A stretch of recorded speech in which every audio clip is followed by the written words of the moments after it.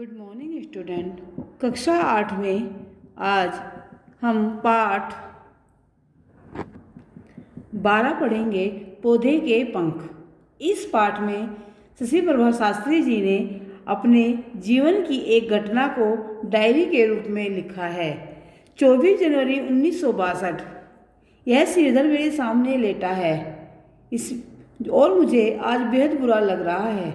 परसों दीदी का विवाह है, मुझे खुश होना चाहिए। आज मेरी माँ की प्यारी सखी का लड़का श्रीधर मेरे पास आया है, मुझे खुश होना चाहिए।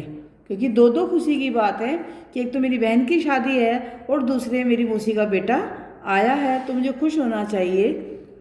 लेखक कहते हैं कि पिछले 10-12 दिनों से जब से दीदी के विवाह की तैयारियां हो रही थी, मैं खुश ही तो था, पर आज मुझे एकाएक यह उदासी क्यों घेर रही है। लेकिन आज मैं उदास हूँ क्यों? वो सोचता है, क्यों आज सारे दिन मेरा कुछ भी खाने को जी नहीं किया। दादी माँ ने कितनी बार खाने के लिए बुलाया, पर मैंने अनसुना कर दिया। हाँ, मैं अपनी दादी माँ, चाची, ताई सबको ही कुछ भी कह देता हूँ, फिर भी ताज्जुब है मेरे माँ बाप मुझे कुछ क्यों नहीं कहते।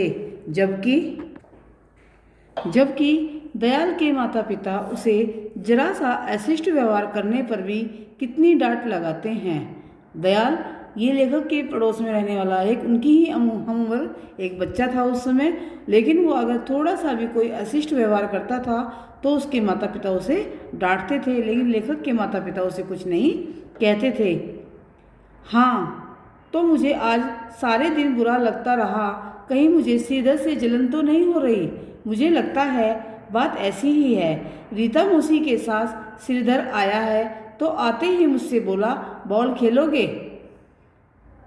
लेखक से उसने पूछा कि बॉल खेलोगे? अब लेखक जो था बड़ा नाजुक सा बच्चा था। लेखक ने कहा, मुझे बॉल खेलनी नहीं आती।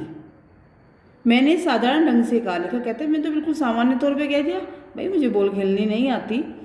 पर वह न जाने क्यों बेहद जोर से खिलखिलाकर हंस पड़ा था। लेकिन वो बहुत जोर से हंसा। मैंने पूछा, तुम क्यों हंसे? वह बोला, हंसने की ही तो बात है, एक मामूली सा खेल भी तुम नहीं खेल सकते। तो लेखक कहता है कि मैं क्या करता, सुनकर चुप रह गया था। सचमुच मुझे कुछ खेलना नहीं आता। दादी माँ और ताई कोई भी तो मुझे खेलने नहीं देती, हमेशा कहती रहती हैं हाथ पैर टूट गए तो। मुझे उनका ऐसा कहना अभी तक बुरा नहीं लगता था। जब वो ऐसा कहती थी तो लेखक कहते हैं मुझे अच्छा लगता था कि देखो सब मुझे कितना प्यार करते हैं, लेकिन आज मुझे बुरा लग रहा है।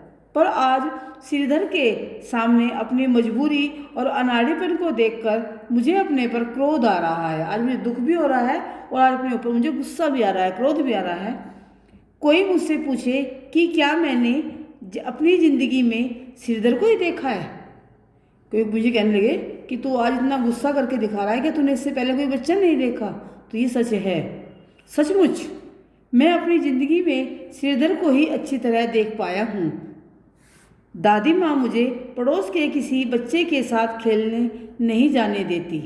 अपनी कोठी के सामने वाली कोठी में मैं शाम को बहुत से बच्चों को देखता हूँ।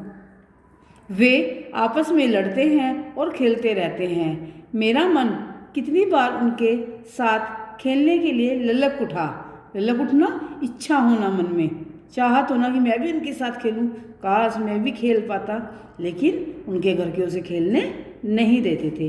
पर मेरे घर के बड़े मुझे खेलने नहीं जाने देते।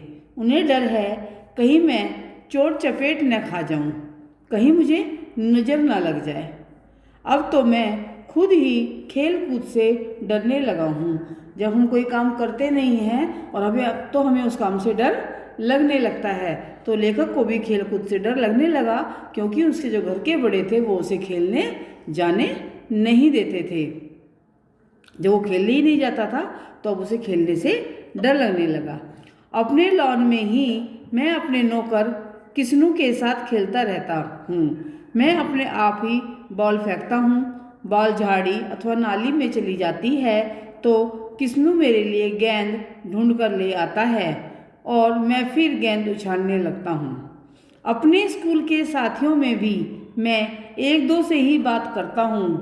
मुझे किसी से बोलना बात करना अच्छा नहीं लगता, क्योंकि जब हर समय घर में वो सुनता रहता है तो ऐसा ही उसका स्वयं का भी स्वभाव ऐसा ही हो गया और वो कम लोगों से बात करने लगा।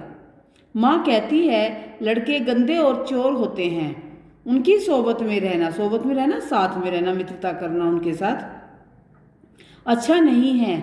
मैं डरता रहता हूँ कहीं मैं गंदा ना बन जाऊँ।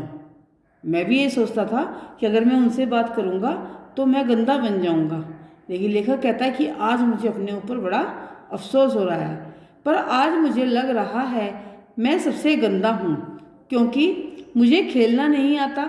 स्कूल में भी मैं कमज़ोर और बीमार लड़का माना जाता हूँ, क्योंकि मैं किसी से बात नहीं करता, खेलता नहीं हूँ। सब कहते हैं भाई इसे तो एक तरफ बैठा दो, ये तो इसके बस की नहीं है कुछ भी। खेलों में भी मैं बहुत कम भाग लेता हूँ, भाई चोट ना लग जाए इसलिए मैं खेल कूद में भाग नहीं लेता। पर आज श्रीधर को देख रहा हूँ तो मुझे अपने पर ही न जाने क्यों झुंझलाहट आ रही है। श्रीधर ने आज मुझे से कहा था चलो हम अपना शहर घुमा लाओ।